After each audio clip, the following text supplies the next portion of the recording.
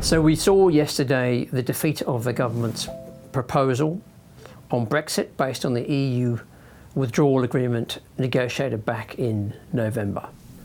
This leaves us with a wide range of scenarios, from a hard Brexit, whereby at the end of March we drop out and move to WTO terms, through to no Brexit if there is a referendum and a decisive majority in favour of Remain, through to some other negotiated form of deal. Of course, it's also possible that there could be a change of government and with it some new economic policies.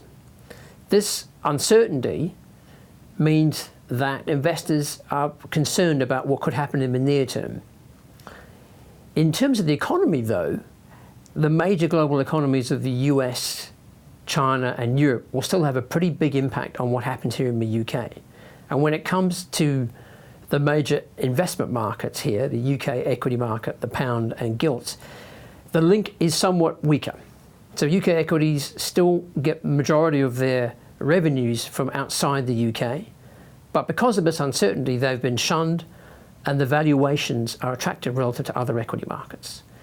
The pound has also been shunned and is sitting at long-term valuation lows, and gilts have been the safe haven in terms of how people have priced it, and it too is pricing in a pretty negative scenario, which for us makes it unattractive.